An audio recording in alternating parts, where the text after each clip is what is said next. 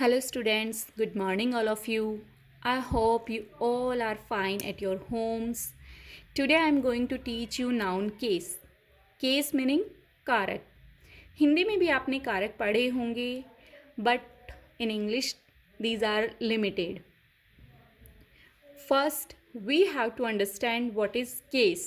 पहले हमें जानना होगा कि case क्या होता है. Let's see what is case and what are the types of noun case. Case indicate the grammatical function of noun according to their relation with rest of the words in a sentence. Case जो होता है वो noun के grammatical functions को बताता है कि noun कैसे वर्क करती है एक सेंटेंस में, बाकी जो वर्ड्स हैं उनके साथ में उसका कैसा रिलेशन होता है. Let's see types of noun case. First is nominative case. This is also called subjective case. इसे सब्जेक्टिव केस भी कहा जाता है. Second is objective case. Objective case two types का होता है, dative case and accusative case. Third is possessive case. इसे संबंध कारक कहा जाता है. ये दूसरे जो वर्ड्स हैं उनके साथ संबंध बताता है नाउन का.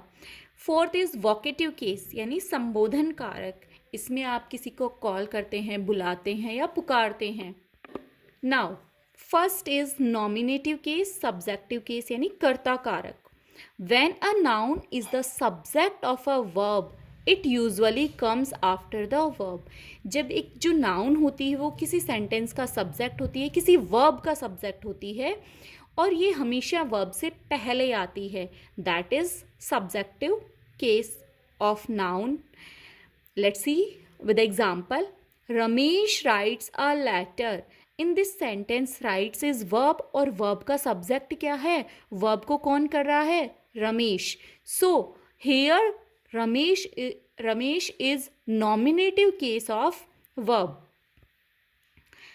Rekha is a good girl. In this sentence who is the good girl? Rekha. So Rekha is the nominative case of this sentence.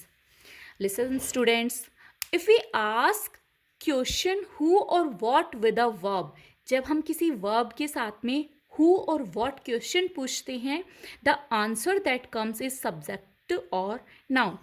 जो आंसर आता है वो क्या होता है? हमारे सेंटेंस का सब्जेक्ट या हमारे सेंटेंस का नॉमिनेटिव केस होता है. Let's see. We have to ask a question. Who writes a letter? कौन लिख रहा है letter? The answer is Ramesh. So Ramesh is the subject of the sentence. In second, Rekha is a good girl. Who is a good girl?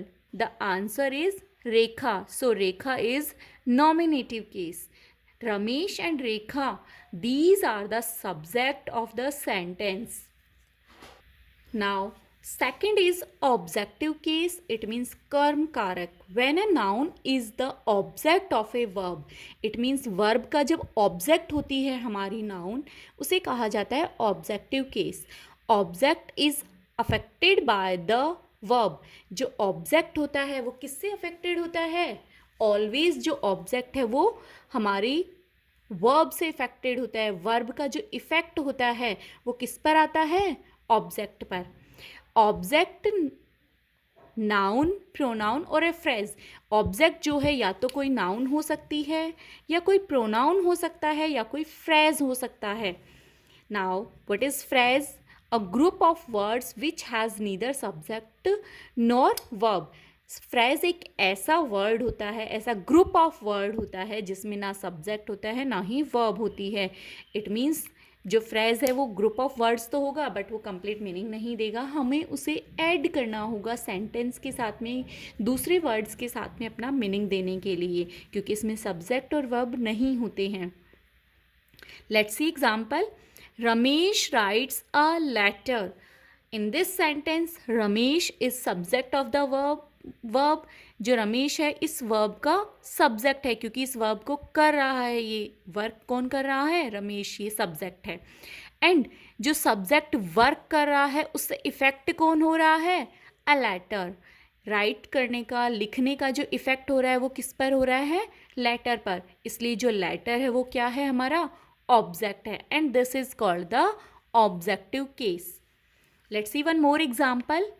Rahul broke the chair. In this sentence, broke, this is the verb, and who broke, किसने तोड़ी, राहुल ने. It means Rahul क्या है, subject. और जो broke verb है उसका effect किस पर हुआ, चेयर पर, इसलिए चेयर हमारा क्या है, object. Listen students, some transitive verbs have two types of object. आपने अपनी प्रीवियस क्लासेस में भी पढ़ा होगा कि जो ऑब्जेक्ट है वो टू टाइप्स का होता है, डायरेक्ट ऑब्जेक्ट और indirect object. Let's see with example. He gave Rahul a book. In this sentence here is two object. Gave is a verb, Rahul is the object, and a book is also a object. Here Rahul is indirect object. Rahul indirect object है क्योंकि जो हम work कर रहे हैं उसका effect Rahul पर नहीं हो रहा है, किस पर हो रहा है, बुक पर हो रहा है. सो जो राहुल है वो डेटिव केस है ऑब्जेक्ट का.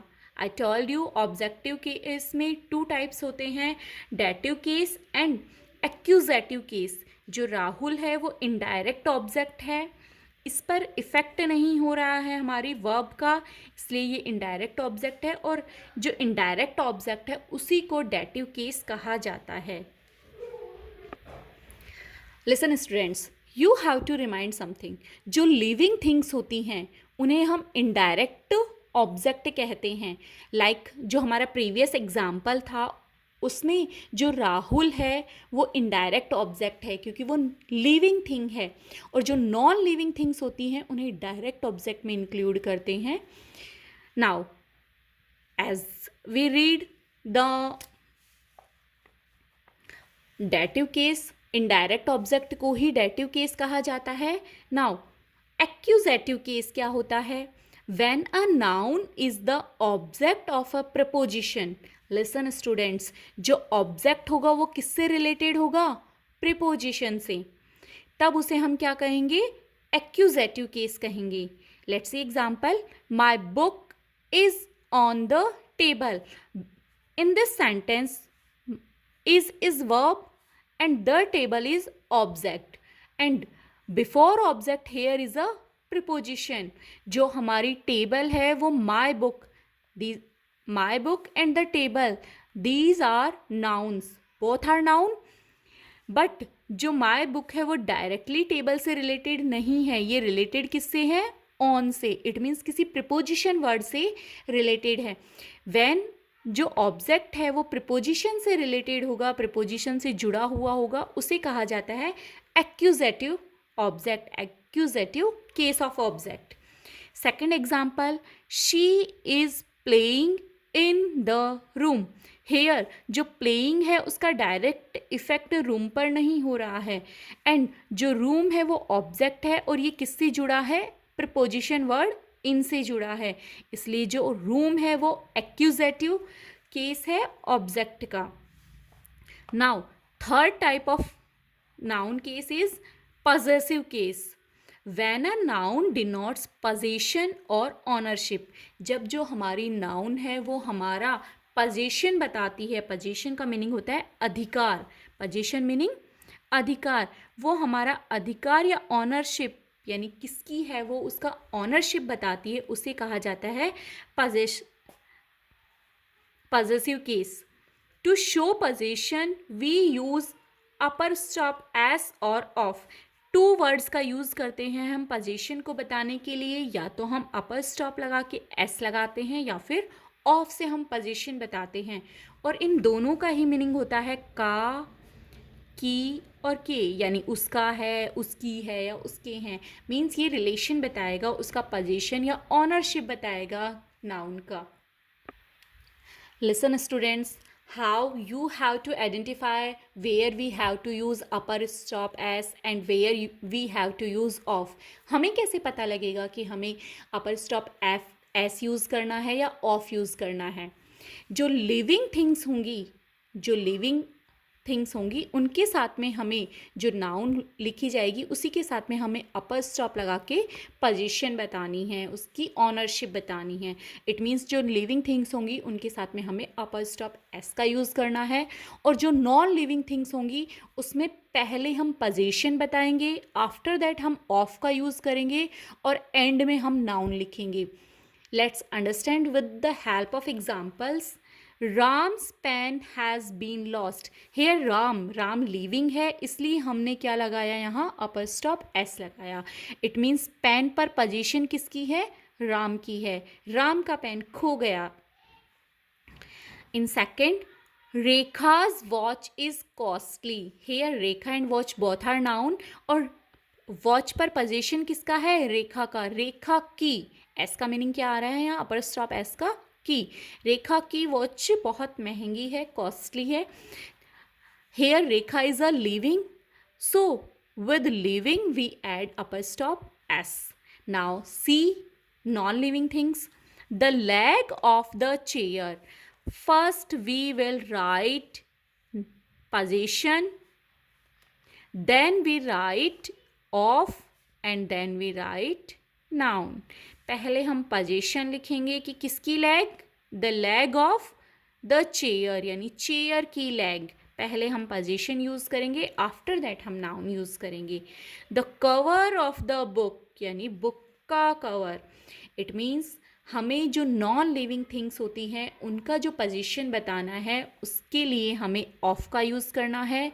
लिविंग थिंग्स का पोजीशन बताने के लिए हमें अपर स्टॉप एस का यूज़ करना है। Now fourth is vocative case.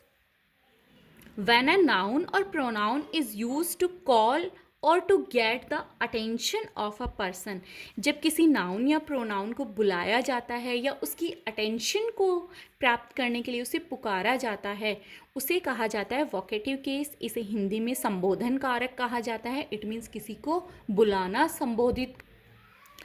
For example, boys sit down, बोला जाता है क्लास में कि लड़कों बैठ जाओ।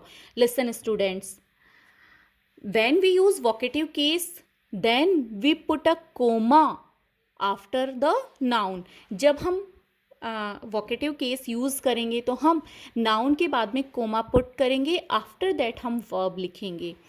हम इसी सेंटेंस को ऐसे भी लिख सकते हैं, sit down boys, but here again we put a comma. यहाँ भी हमें कोमा को पुट करना है, this is compulsory. If you will not put here comma, it is wrong according to grammar. Second example, Mohan come here, यहाँ मोहन को बुलाया जा रहा है। After noun we put comma. We can write this sentence like this, come here Mohan. हम इस sentence को इस तरीके से भी लिख सकते हैं। These are the cases of noun. ये नाउन के केसेस थे जो मैंने आपको एक्सप्लेन किए। I hope students you have understand. Read these things again and again so you can understand properly. Thank you and have a nice day.